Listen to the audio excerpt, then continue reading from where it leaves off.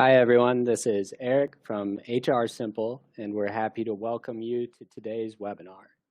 Today, we've got a topic that is all over the news right now, transgender rights in the workplace. Today's presenters are Parker Thoeni and Shelby Skeabeck from Shawe and Rosenthal. Their firm authors the Maryland Human Resources Manual and model policies and forms for Maryland employers on hrsimple.com. Just some quick announcements. Today's presentation will last approximately 60 minutes with some extra time for Q&A at the end. hrsimple.com is an HRCI approved provider and a SHRM preferred provider. At the end of this webinar, we'll give you codes for both certifications to get your credit. We encourage you to enter your questions in the chat box, and our speakers will address them when we can. A recording and slides will be emailed to all registered attendees after this presentation. And we're also posting all of our webinars at youtube.com/HRSimple. And now to give you a quick introduction to today's speakers. Shelby Skeabeck received her JD from the Drexel University Thomas R. Klein School of Law and completed her undergraduate degree at East Stroudsburg University. Shelby practices in the area of employment law, representing management in the areas of employment discrimination, wrongful termination, and affirmative action plans. On behalf of the Maryland Chamber of Commerce, Shelby has testified before the Maryland General Assembly on employment-related legislation. Parker Thoeni received his JD from the American University Washington College of Law and completed his undergraduate degree at Franklin Marshall College. Parker represents management and employment litigation in state and federal courts and in administrative proceedings before federal, state, and local administrative bodies. Parker provides advice and counsel to employers with regard to personnel matters, including discipline and discharge, as well as the development of policies and procedures.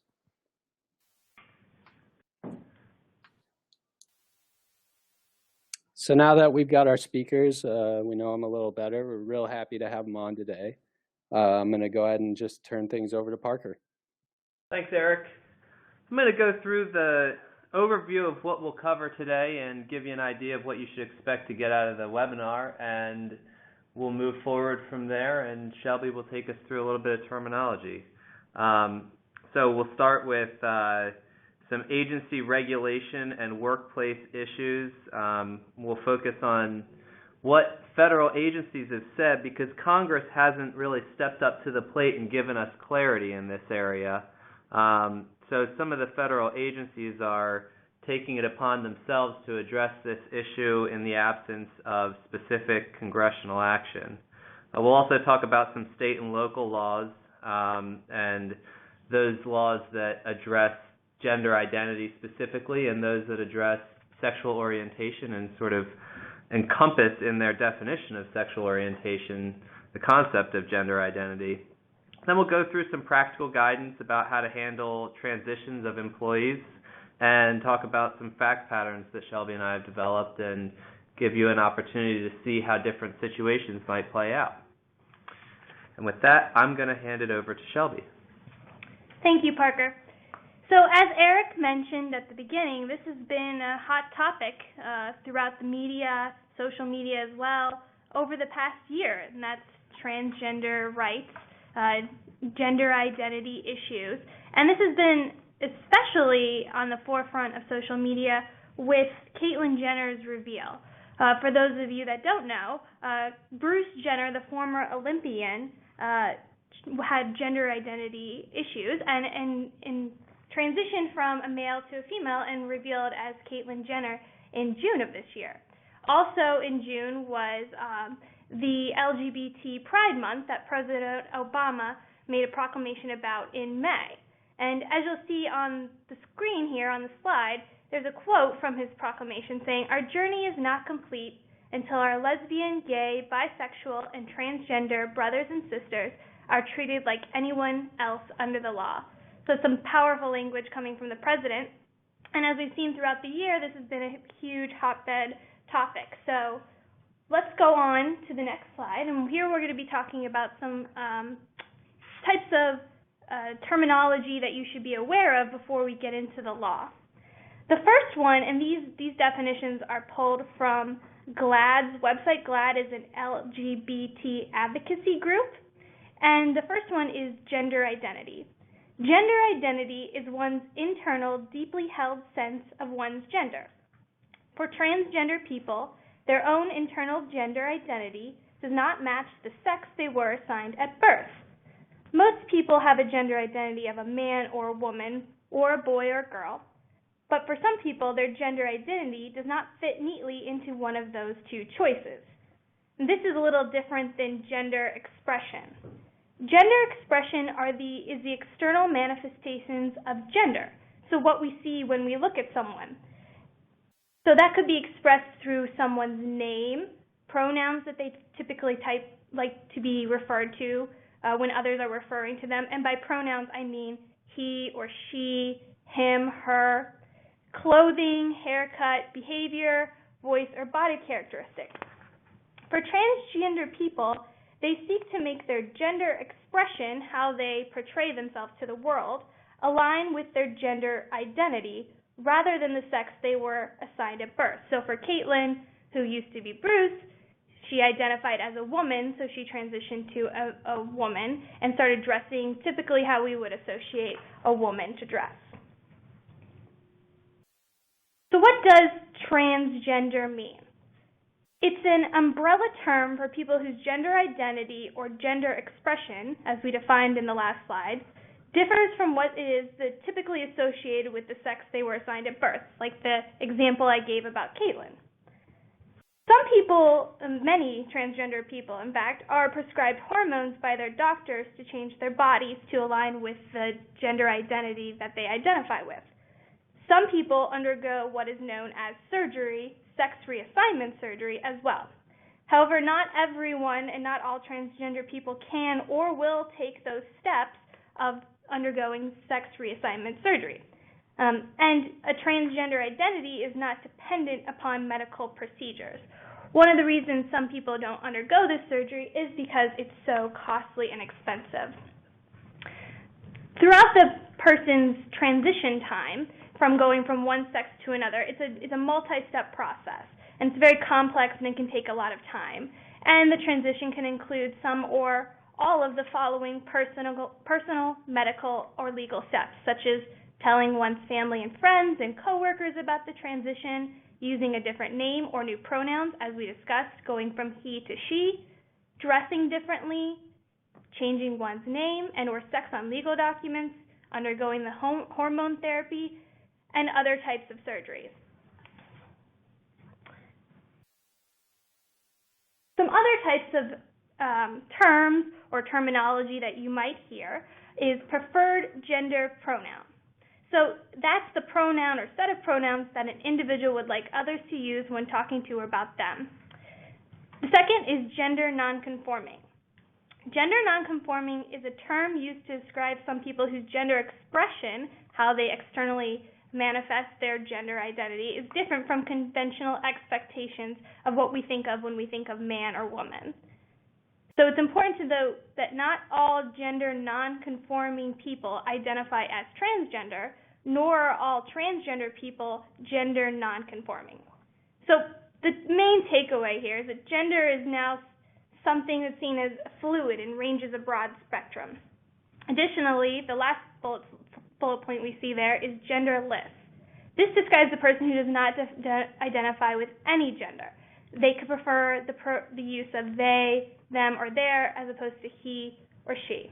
So again, the takeaway is fluid, and it's something that's new for everyone to kind of get and understand. So now that we have this background and this terminology and we understand the terms, I'm going to pass it back over to Parker, and we're going to start talking about the federal agency's positions on transgender rights. And Parker will begin with the EEOC's position on gender identity. Thanks, Shelby.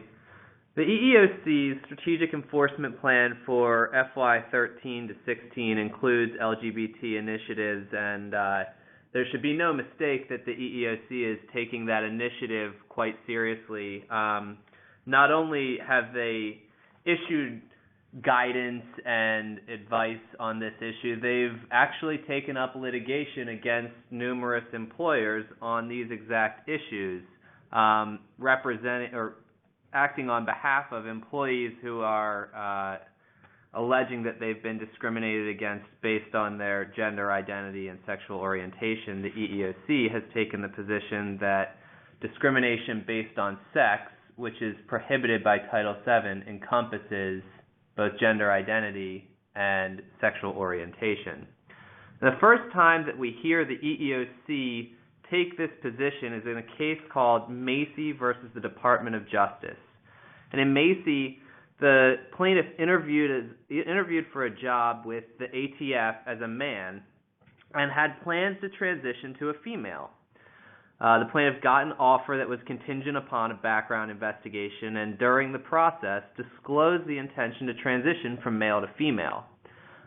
Subsequently, the plaintiff was told that the job was no longer available due to budget constraints. And the court determined that there was the court determined that there was discrimination based on being transgender, in fact, constituted sex discrimination in violation of Title VII. And I'm sorry, I think I said the court determined. The EEOC, in fact, made that determination in its capacity as sort of an adjudicator for complaints filed by federal government employees. And so these cases, the EEOC cases, are decided by the EEOC in a context that's slightly different from the private sector EEOC charge process. In the second case listed here in Lusardi versus the Department of Army, the EEOC really gives a lot more information about its position on gender identity. And in this case, what struck me is that the employer seemed really to be making an effort to be a model employer. We had an employee who an employee and employer who agreed to a plan to announce a transition, and they talked about restroom usage, and the employee subsequently changed her mind regarding restroom usage.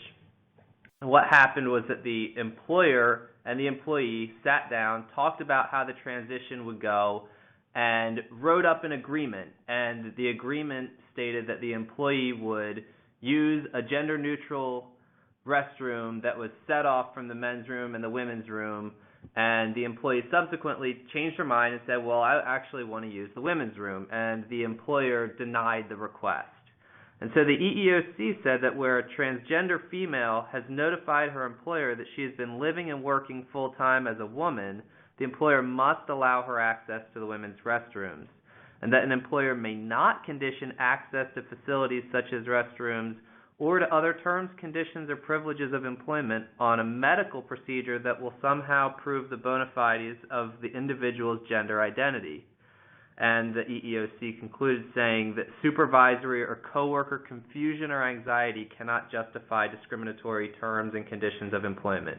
So for the first time, we see this issue coming up that is so frequently the topic of conversation in this area, and that is restroom usage. And the EEOC takes the position that access must be allowed to an employee to the restroom that is consistent with the gender identity, the gender with which they identify.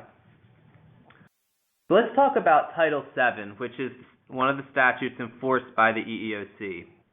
Title VII says it shall be an unlawful employment practice for an employer to fail or refuse to hire or to discharge any individual or otherwise discriminate against any individual with respect to his compensation terms, conditions, or privileges of employment because of such individual's sex, among other protected categories. And we're all familiar with that language.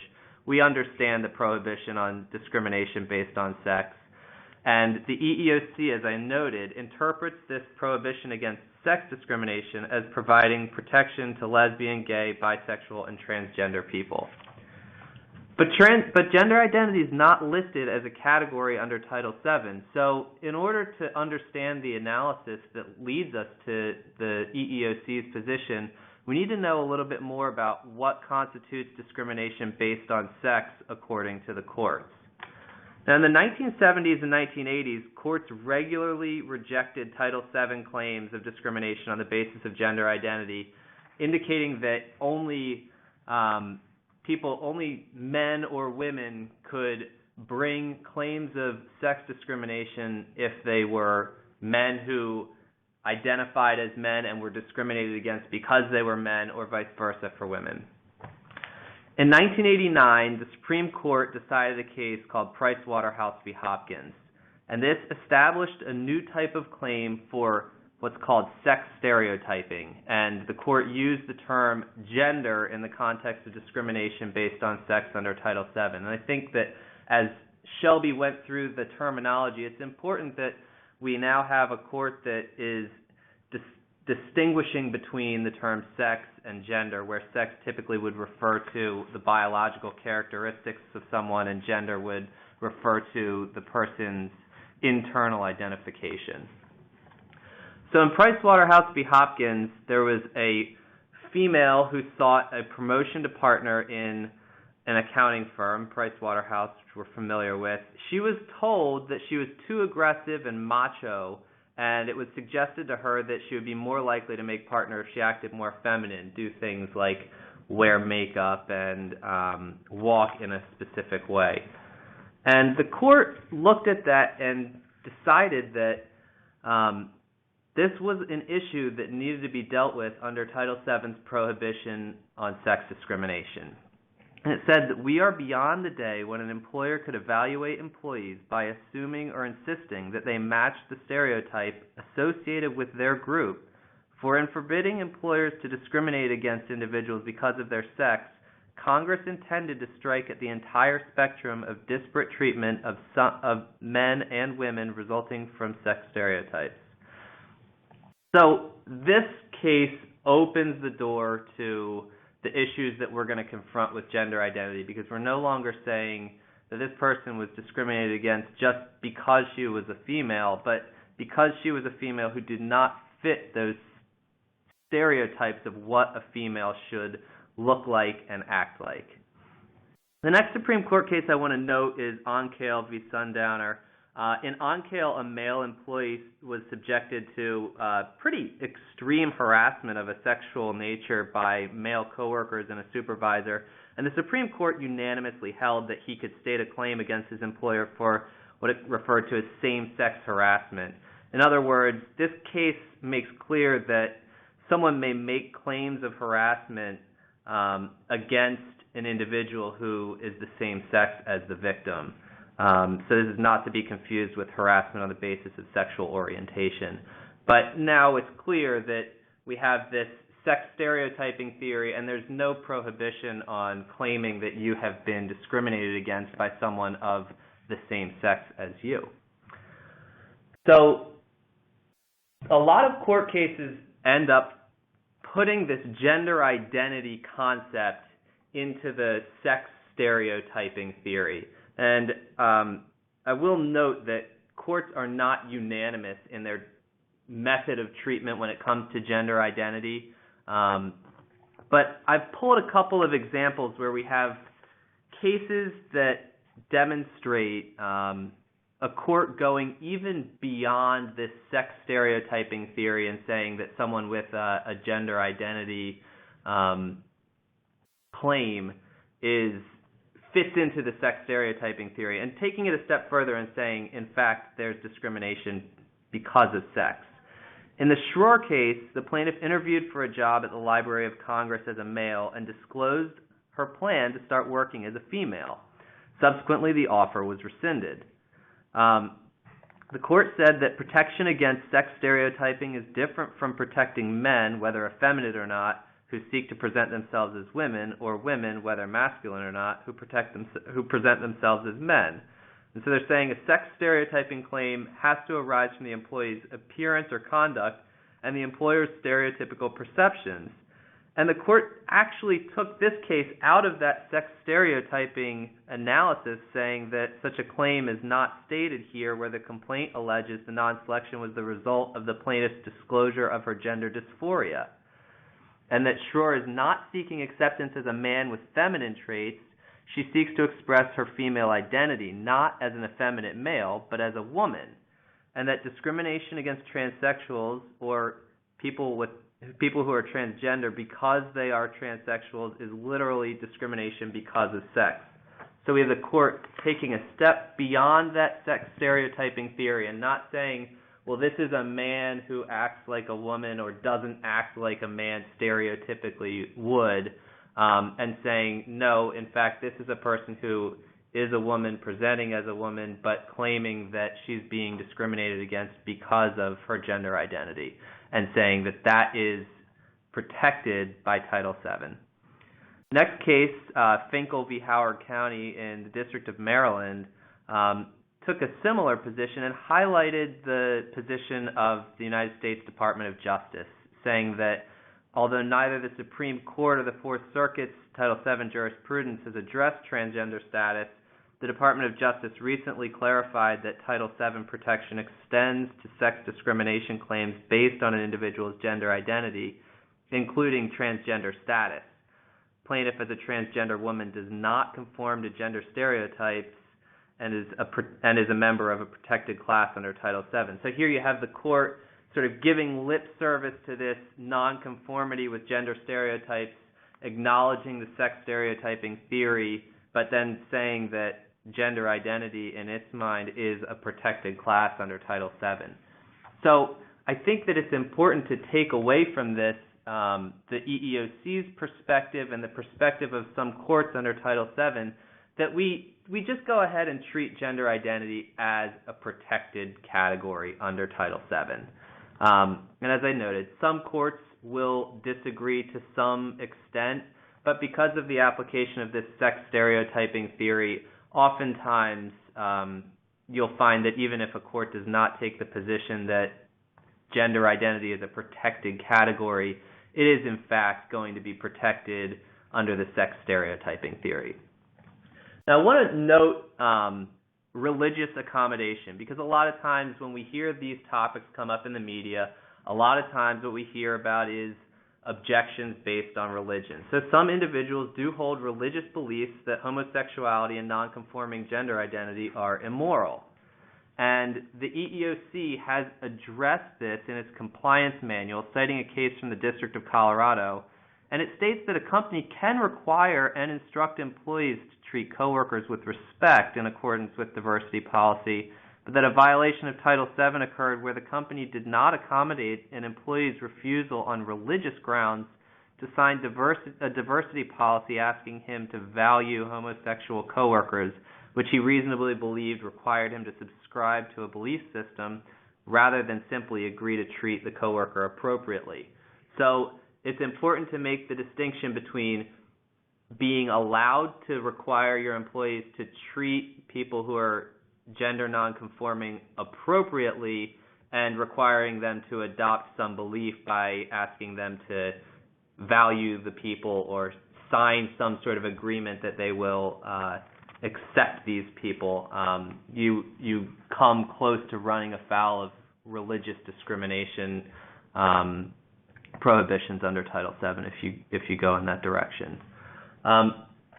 Another statute that's enforced by the EEOC is the Americans with Disabilities Act, and this is an important consideration because if an employee has a disability, the employer is required to provide a reasonable accommodation unless the accommodation would impose an undue hardship.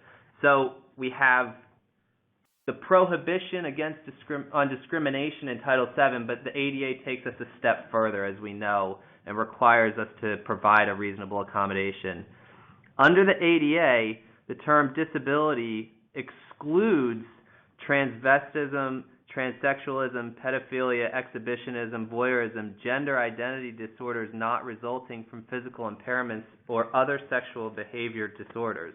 So gender identity disorders not resulting from physical impairments is what I want to talk about, because it used to be in the Diagnostic and Statistical Manual of Mental Disorders, which is very frequently referred to when determining whether someone has an ADA disability, used to contain a disability called gender identity disorder. And in the new DSM-5, it's been changed to gender dysphoria, which replaced the diagnostic name gender identity disorder, and it said that gender nonconformity is not in itself a mental disorder, and that a critical element of gender dysphoria is the presence of clinically significant distress associated with the condition. So why is this important? Because we now have a new medical diagnosis that seems to fall outside of the exclusion. These questions have actually been raised in a case in Pennsylvania called Blatt v. Cabela's Retail, Inc., which is currently pending in federal court, and the United States Department of Justice has recently weighed in, saying that it takes the position that gender dysphoria falls outside the scope of the exclusion. And with that, I'm going to pass it over to Shelby to make a note about the FMLA and talk about some other federal agencies' perspectives on this. The FMLA regulations, which provide unpaid leave for individuals, qualifying employees who have a serious health condition, define a serious health condition as an illness, injury, or impairment, or physical or mental condition that involves inpatient care or continuing treatment by a healthcare provider as defined by the regulations. So the question that comes up with transgender individuals and the FMLA is whether they would be able to take some kind of leave under the FMLA to have sex reassignment surgery. So because the regulations specifically say that conditions for which cosmetic treatments are administered, such as acne or plastic surgery, are not serious health conditions unless inpatient hospital care is required or complications develop, this is an interesting avenue here, because it's possible that an individual who is undergoing sex reassignment surgery may qualify for FMLA leave because whatever they're undergoing may be defined under the regulations as a serious health condition. So even though the FMLA does not specifically address gender identity, it's our advice and it's our recommendation that you would process the request for leave related to treatment for not only gender identity conditions, but also for sex reassignment surgery, the same as you would go through the analysis for any other employee. And additionally, when you have an individual who has some kind of gender identity condition or gender dysphoria, and a quick note about gender dysphoria, that's when someone has extreme stress associated with their circumstances, and they're so upset and stressed about feeling that they identify as a different sex and that they want to change, that they might result to some kind of self-mutilation or something to that effect because they're so distressed about where they are. So someone who maybe is going under, having stress and may need some kind of treatment for that, mental health treatment, that could also qualify under the FMLA. So our overall comment to you is to, make sure you're treating individuals who are transgender the same as you would anyone else when you're processing an FMLA request. Thanks, Shelby. And I'm going to make a quick note on our good friend, the Affordable Care Act, which has an anti-discrimination clause. And the anti-discrimination clause does apply to gender identity, so you're not going to be able to make any blanket exclusions for medical procedures related to gender transitions, which used to be pretty commonplace in health insurance benefits plans because it was determined to be an elective procedure. So that's something to keep in mind if your benefits plans have those exclusions. Keep an eye out. Also, I want to raise a question that was just received. The question is, what discretion does an employer have regarding its other employees and their rights to a hostile-free environment? Specifically, how do you address the concerns of a woman who may now be sharing a bathroom with a transgender woman who is still physically a man? And I'll tell you that the EEOC is pretty clear on this issue. In the Lasardi case, this is exactly what they addressed. They said, look, the person's physical characteristics are none of the employer's business, and you have to allow the person access to the restroom that's consistent with the gender that they identify with. Federal courts have not come out in the same direction all the time. They are really kind of all over the map. Some courts will take the exact same position as the EEOC. Other courts have even gone so far as to say that the discomfort of customers who have to share a restroom with someone who's transgender is a sufficient reason for termination of the transgender employee. So it's important to be aware of the jurisdiction that you're in and how the courts approach this issue. But I'd say just as important to keep in mind the position of the EEOC if you don't want to get involved in litigation against the EEOC as part of their strategic enforcement initiative. And speaking of bathrooms, the next agency we're going to talk about is OSHA, and they recently, in June, released a restroom guide. So OSHA is the Occupational Safety and Health Administration that sets and enforces workplace safety standards. And like I said, on June 1, the same day that Caitlyn Jenner revealed herself, they published this restroom guide regarding access for transgender workers. And before we go into it in depth, I want to stress the guide contains best practices for employers. It's not a legal requirement. But it is, at the end of the day, a really great resource for employers for diversity and inclusion purposes. They can use it because, as we'll go in the next few slides here, we'll talk about the types of recommendations and best practices that OSHA identifies. And this is especially true that this OSHA restroom guide is helpful for employers that operate in jurisdictions, state and local, that prohibit discrimination on the basis of gender identity.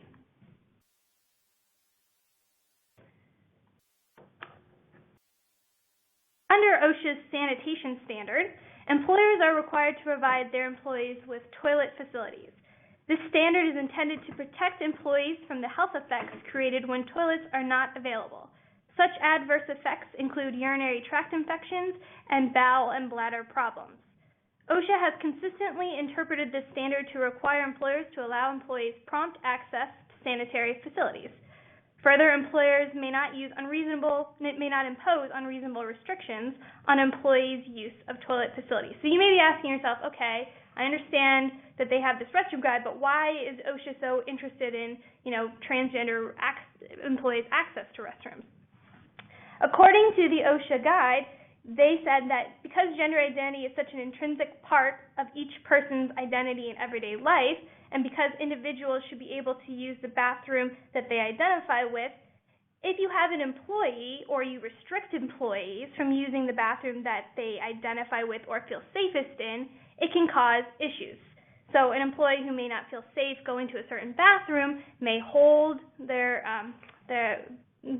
on using the restroom, which, as mentioned before, can lead to illness or injury. So some of the best practices that the restroom guide lays out include written policies that ensure all employees have prompt access to sanitary facilities. Some of the employers here may already have those, or you may not. Individuals should be able to use facilities that correspond with their gender identity. That's a huge takeaway. I'm going to repeat it again. You'll probably hear it a few more times in our presentation, but employees should be able to use the facilities that correspond with their gender identity. Again, going back to the safe issue, employees should be able to determine which is the most appropriate and safest option for him or herself. OSHA also suggests the use of a single occupancy, gender neutral, or unisex facility. You'll see on the slide there's a little picture of what a gender neutral sign outside of a bathroom could look like. Additionally, the OSHA recommends the use of multiple occupant gender neutral restroom facilities with single lockable occupant stalls.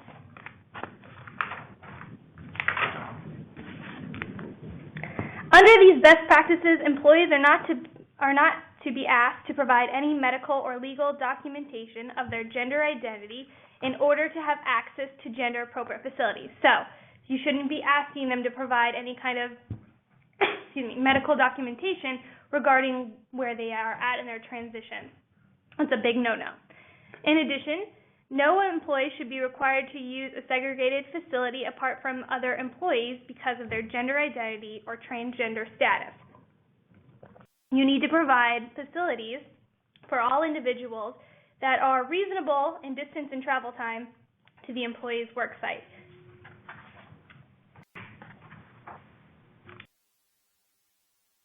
The next agency we're going to be talking about is the OFCCP. The OFCCP is the federal agency within the DOL that enforces equal employment opportunity laws and regulations for federal contractors.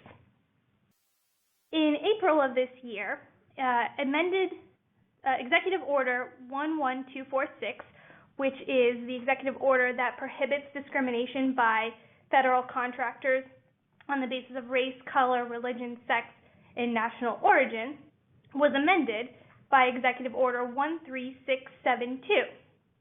And what the amendment was that it also prohibited discrimination on the basis of sexual orientation and gender identity. Excuse me. So what the OFCCP is doing, it's following the lead of the EEOC. And in webinars that the OFCCP put out shortly after the announcement of the amendment of Executive Order 11246, and including the prohibition against discrimination on the basis of sexual orientation and gender identity, is that they said we're following the lead of EEOC and we're following the Macy decision. So I'm just going to briefly talk about some of the things that came up with the amendment of 11246. I'm not going to go into this too much, but just to show, this is the federal government taking the same stance. What I want to highlight here is for those contractors that have to post the EEO is the law poster, there's going to be a new poster coming out.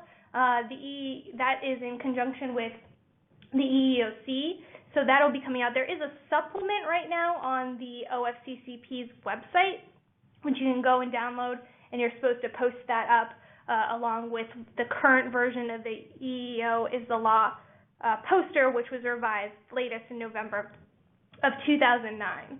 Additionally, just so you know, for those contractors out there on the webinar today, there's no new outreach or employment goals. You'll be happy to hear about that. And there's no major change to the AAPs. But what you will need to be aware of is that the OFCCP will investigate and seek remedies to sex discrimination that occurs because of an employee's gender identity or transgender status. So if they get a complaint that comes in, they're going to be investigating that. So you'll need to be aware, and you'll need to make sure that any posting requirements that you'll need to adhere to those. But overall, there's no major earth-shattering things coming out of the OFCCP there. Moving on from the federal to the state and local level, what we have is we've comprised a chart here. And this chart shows all of the states that provide protections to individuals on the basis of gender identity or gender expression. And you'll see with the states that have an asterisk next to the state name, what's going on there is in the definition of sexual orientation. So when you look at the statute, you'll see the definitions of what are the protected categories that where discrimination is prohibited. Sexual orientation, the definition for that includes gender identity and expression. So it's something that's kind of interesting. They don't separate it out, but they do include it in the definition of sexual orientation. But as we're learning, gender identity and sexual orientation are separate things. Two states you may be wondering, okay, we don't see them on here, that's kind of interesting, are Florida and New York. In New York, just this past October 22nd, I believe, the governor of New York announced that the State Division of Human Rights was going to issue regulations to extend protections against discrimination to cover not only gender identity and transgender status, but gender dysphoria. They're specifically going to state in the regulations that disability is defined as gender dysphoria. And under New York state law, there is an accommodation obligation for individuals similar to the ADA. So that raises an interesting area or new area that you might need to consider going forward. Currently, these regulations are in the comment period, but going forward, if an individual needs some kind of accommodation because they're transgender, say to use the bathroom or to go out on leave for something associated with their gender dysphoria, as we touched on before, maybe they need leave for mental health counseling, or possibly even sex reassignment surgery, possibly they might need leave for that. Then you'll need to possibly go through the interactive process to ascertain whether you can provide that accommodation. So it's something that's on the horizon for those New York employers to keep an eye out and to be aware of. And additionally, Florida would be something you think might be on here, but there is no state statute currently that provides protections for individuals based on gender identity. However, there are several local jurisdictions there that do have protections, including Miami-Dade County and I believe Orlando and Tampa. Some other major metropolitan areas that you might have operations on, I mean there's many, but this is just a highlight of a few: Phoenix, Atlanta, Boise, Indianapolis, New Orleans, St. Louis, New York City, Cleveland, Cincinnati, Austin, and Dallas. And Shelby, I want to add something about the disability approach here. Although, as I noted previously, the question of whether gender dysphoria falls within the ADA or is encompassed by the exclusion is really something that courts are only beginning to grapple with, and there's not much guidance. You should be aware of the fact that a lot of people who have gender dysphoria also have other related mental or emotional conditions that would qualify as disabilities under the ADA and for which you would be required to grant an accommodation. So even if you decide that you as an employer are going to take the approach that gender dysphoria does not fall within the ADA, still be aware of the fact that employees who have gender dysphoria may have other conditions that bring them within the scope of the ADA. And then I want to add a couple of practical guidance resources. These are LGBT advocacy groups that provide some good information, and we provide you with these links not because you should follow all of the advice on these websites, but that they include important points for you to consider, and they're good places to go to educate yourself on these issues so that you're prepared in advance of them coming up. And so let's talk about some of the practical guidance, best practices for employers. What should you be doing in preparation for confronting these sorts of issues, and how should you be prepared? Shelby? So I think, number one, the most important is to communicate. You need to talk to the employee who's transitioning. You need to have an open communication with them about what's going on. And, it's not going to be a secret. This is not something that's kind of left in the dark that no one really knows about. It's out there, especially with individuals' gender expression changing. So, you've got Bruce coming to work one day, and then the next couple weeks you notice Caitlin appearing, or Caitlin may reveal herself. So it's important to talk to not only the employee that's transitioning, but management that is over the employee or over the employee's coworkers. It's really crucial to talk to them about what's going to be happening, and we'll talk a little bit more, Parker will, about transition guidelines, which facilitate this conversation. Is something that we recommend employers to put into play when they're dealing with a transitioning employee. Parker will talk about that a little more, but you may need to talk to the employee's coworkers and address what's going on. You need to make sure whatever steps you take going forward, you clear it with the transitioning employee, because you don't want to make them feel isolated or feel as though they might be being subject to a discriminatory or harassing environment based on how the employer is handling the transition. Another thing, another best practice or something you'll need to consider is maybe updating your policies. And I say maybe because, some of these policies, you may not have such policies, such as the last one there. I'm going to jump down because I think it's important to talk about here. Bathroom or locker room policies. There's a chance you as an employer don't have one. You don't have a bathroom policy that says you will go to this bathroom at this facility or whatever. But that's something you might want to consider as an employer. Is this something we want to establish? Do we want to establish designated areas for neutral restrooms? Maybe you want to talk about what you're going to do with locker rooms. Locker rooms and bathrooms, there could be a differing opinion on how to handle that. Interestingly, there are even the federal agencies, some of the federal government doesn't seem to be consistent on how this should be handled. The Department of Education recently has stated that it would withhold funding for a high school if it wasn't allowing a transgender girl to go to the girls' locker room and be able to use the locker room that she identified with. On the flip side, at a recent conference, employment law conference, Patricia Shawe, the OFCCP's director, while strongly coming out and saying that they would, require federal contractors to let employers to require the employee to go to the bathroom that they identify with, she didn't touch the locker room issue. And I think that might be because of some privacy factors at play. Is there a difference between a locker room and a bathroom? Well, some could say yes. Maybe in a bathroom there's single stalls. Maybe in a locker room it's an open area. But is there things you can do? The question is for the employer. And can I put up sheets? Could I put up some kind of a wall even, or divider to make the bathroom, to make the locker room more similar to the bathroom, more private. So, it's not as clean of an issue, the locker room issue, and it's not as clear of an answer, but it's something that they might want to, employers will want to keep in mind going forward. Is there something, do we want to establish a policy? Do we want to establish some kind of practice that we can adhere to? And dress code and appearance standards.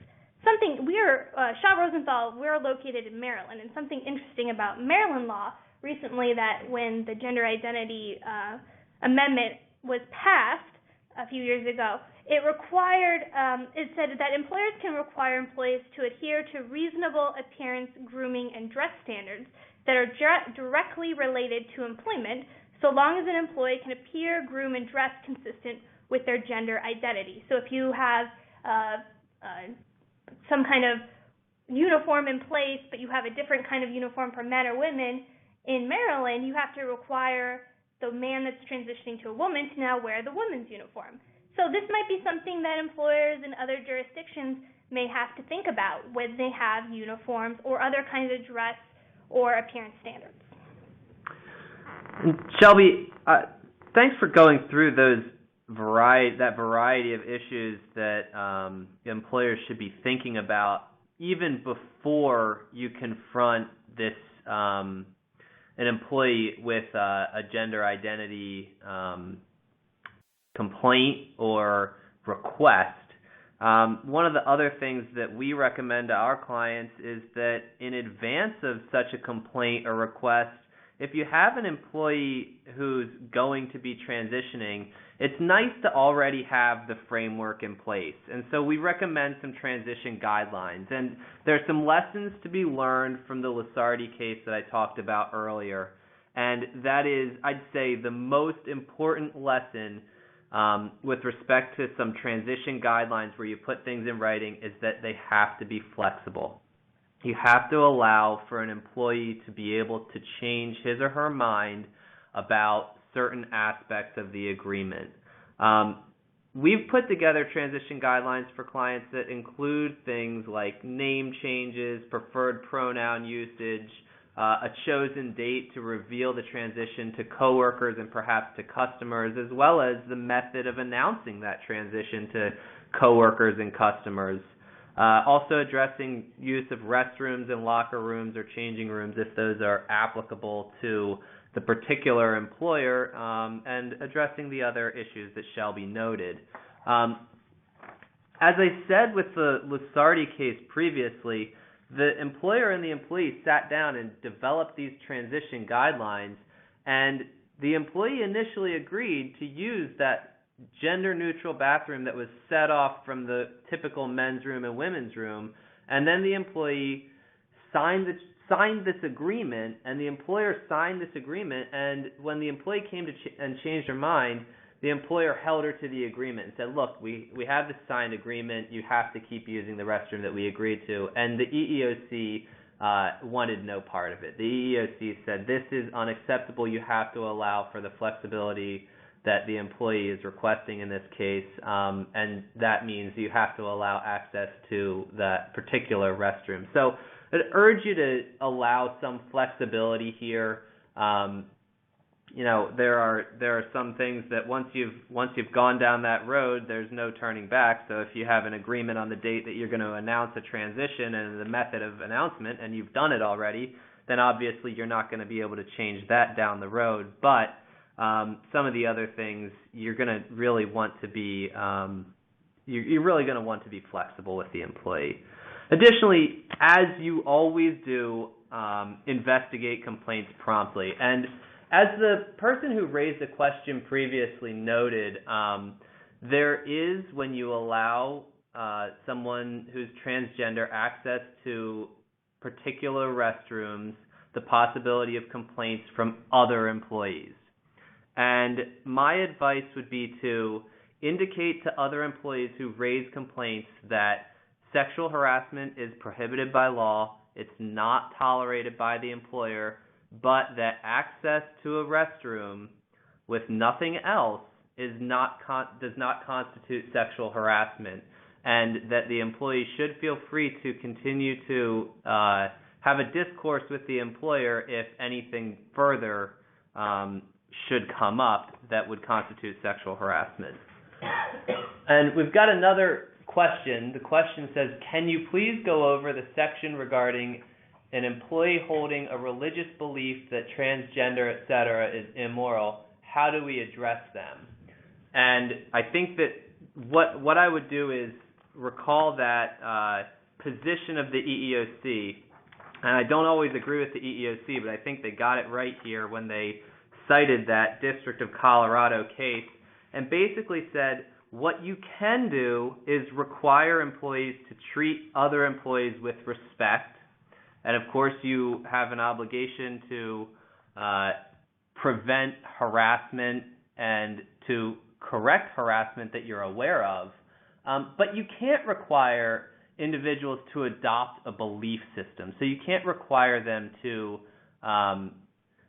for example, in the Colorado case, sign an agreement indicating that they value the other employees or that they accept transgender employees or sexual orientation that is different from their own or that conflicts with their religious beliefs. So we have another question. It says, what obligations do employers have if we feel someone is abusing allowance to use bathroom, i.e. someone trying to use EEOC rights to enter bathroom of another gender? And we actually have this exact fact pattern coming up. So we're going to go through a couple hypotheticals real quick, and this is the exact one that we thought of as well. So it looks like we're all on the same page here. The first one, Parker will read it, and I'll provide the answer. So John, a man by birth, someone who's assigned the male sex at birth, has begun referring to himself or herself as Jane, and her gender expression at work is that which would typically be associated with a woman, i.e., John is wearing women's clothes to work. John states that he wants to use the women's bathroom. What should the employer do? Shelby? So this is a relatively easy one, and I think we've said this several times, but we would need to allow John, who maybe is now referring to himself as Jane and has the gender expression of a woman, to go to the bathroom he identifies with. This is especially true in Maryland and other jurisdictions that provide protections to transgender individuals. You'd want to follow OSHA's best practices guide. As Parker mentioned earlier, some federal courts don't necessarily always agree to this, but the EEOC, I think, would make the strong case, especially with the Lissardi case, that you should be allowing John, who's now Jane, to go to the women's bathroom. So that was the easy one. And of course, we have to remember, we can't require Jane to use that bathroom because based on any kind of medical confirmation of that. So I think this is the question. Oh no, we're the next one, but this is another good one. So this time, same facts as before. However, this time, Sally, a woman who uses the women's bathroom, another coworker of John, is upset that Jane, who Sally formerly referred to as John and knew as John for many, many years, is using the women's bathroom. Sally's upset that she sees John, who is now Jane, in the bathroom. What should the employer do here, Parker? Right, and this is the question that was just raised by one of our participants. We've got a complaint from someone about someone else who is transgender using a different restroom, and a lot of times I think you would see these complaints come up as someone feeling uncomfortable in the restroom, or as though their privacy has been intruded upon. And honestly, I do think that you need to work with that particular employee. You can't just shrug them off and say, well, this is not an issue. But you need to be firm in your position that, look, the use of the restroom alone is not unlawful harassment, and it's not prohibited by any of the company's policies, because this person is using the restroom that is consistent with their gender identity.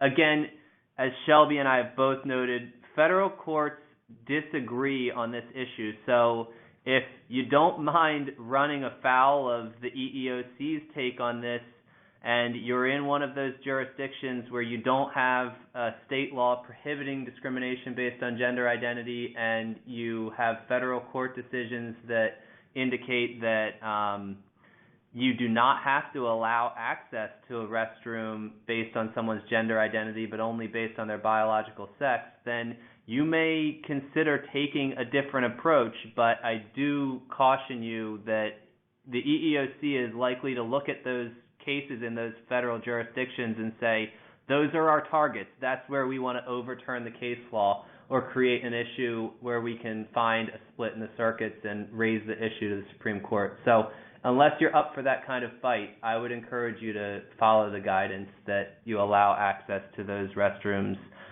consistent with the employee's gender identity. So this is one of the questions that was just raised that I said we were going to get to.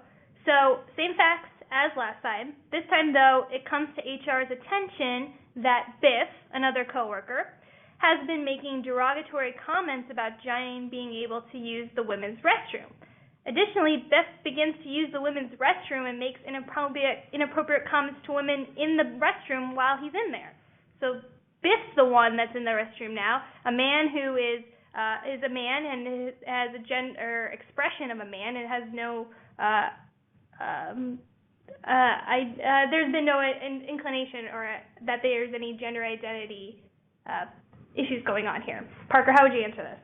So here, I think we have a situation where it's pretty clear that Biff is not experiencing a gender identity inconsistent with his assigned sex.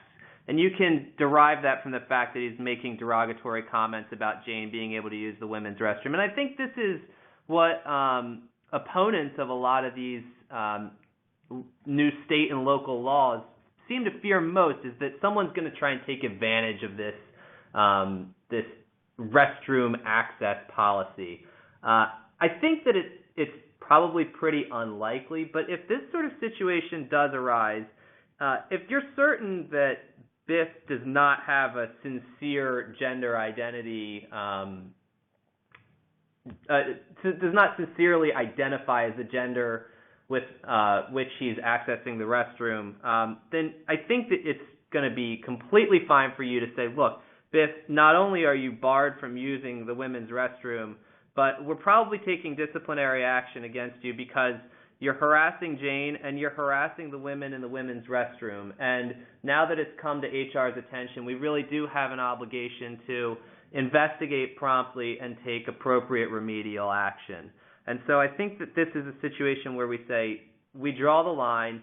Biff is trying to prove a point, but really he's not going about it in an appropriate way. And his access to the restroom is not access to a restroom consistent with his gender identity, but access to a restroom for the purpose of harassing other employees, and it's not appropriate.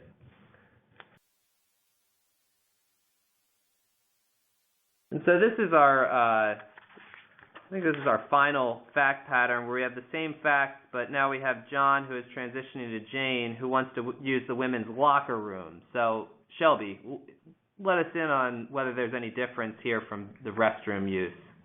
If you'll remember earlier when I was talking about this, there could be some differences between a bathroom and a locker room just by the nature of the use of the facility. So a bathroom you're going into, like I said, a single stall. The locker room, maybe it's an open shower area. So, but there are ways that an employer could maybe make the locker room more private, like I mentioned earlier. The real question here is, is there differences? It's hard to tell. It could be. It really boils down to risk. How much risk are you as an employer willing to take on? Do you want to deny a transgender employee the ability to use the locker room that they identify with and then be the test case? It's unclear at this time, especially with Pat Shawe just making comments that the OFCCP hasn't made a policy decision on whether they're going to enforce locker room issues the same as they're going to with bathroom issues. So I believe that takes us to the end of our time. Well, we've got a couple of questions. We're just gonna hit them real quick. The first one we have is, okay, so now Sally files a hostile work environment EEOC claim. Will the EEOC side with the employer or the employee? Here, I think that you'd be in a pretty good position to tell the EEOC, look, we're acting in accordance with your guidance set forth not only in the formal guidance that you put out to private sector employers, but also in the case that you specifically decided with respect to an employee in this exact situation, and we're following your model. And I think that would be a very compelling argument. Next question says, in this scenario, could you put a policy in place that would require BIF to ask before using the women's restroom? That's a really interesting question, and one that raises a lot of issues with respect to people who have a sincere desire to use another restroom because their gender identity is inconsistent with their biological sex. I could see the EEOC having a problem with a policy like this because it creates a hurdle for a transgender employee that doesn't exist for other employees. I think it's quite reasonable for you to have a policy in place that says you're allowed access to the restroom consistent with your gender identity, and that should be sufficient to address the issue with BIF. Do we have any other questions? That's it? Okay, well, thank you all very much for your time. I think Eric's going to wrap us up. Eric? Yeah, thank you, Parker and Shelby. Great discussion. Thanks, everyone, for submitting your questions as well. You can continue to enter any other questions. Parker and Shelby are still online. But awesome discussion. Really appreciate everyone coming out. Just a few more announcements. We'll get you an email with the recording and slides after this. We'll post this webinar on YouTube. Again, there's the speaker emails. We'll send that to you. We're actually doubling up on Shawe Rosenthal and doing another webinar with them in December. So check us out for that as well. Parker and Shelby, do you have any other words before I end it here? Well, Eric, we've got a couple more questions that have come in. Okay. If you want us to address those, we're happy to. Yeah, go ahead. Okay, so we've got a comment that except if BIF was harassing women and did not have a gender issue, that then a policy might not be effective. I think that's what the participant is asking about. I think what you're going to have to count on is that your policies prohibiting harassment and allowing access only to the restrooms that are consistent with gender identity are going to be sufficient. And you may feel the need to train employees on new policies that you implement, or at least bring them to their attention rather than just sliding them into a new handbook. And if that policy is insufficient, then I would say that you need to address BIF's behavior the moment it comes to your attention. And I would address it as you would with any other circumstance involving sexual harassment.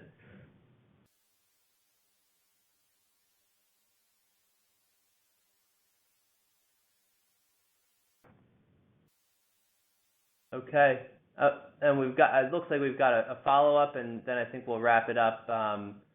The commenter says the original answer was addresses his harassment infraction, and I say don't allow him to ask permission. Yeah, I think that we do have a concern with someone like Biff, and that's why I think that it's important for you to get out in front of your policies and make sure that you're educating your employees about which restrooms it's acceptable for them to access, and that if you have employees who are transitioning, that you encourage them to work with you through the transition so that you can have transition guidelines and you understand which employees may be using new restrooms, and you can work with them on announcing to coworkers and other people who may be using those same restrooms so that there aren't any big surprises. So it really requires a buy-in from your employees. Okay, thank you, everyone. I think our emails were up earlier. Feel free to email me or Shelby if you have any other questions. We're happy to chat on the phone with you briefly, exchange emails. It's been a really interesting discussion, and we really appreciate your participation. Thank you very much. Yeah, thank you all for coming. For HRSimple.com and Shawe and Rosenthal, thanks for spending time with us, and join us next time.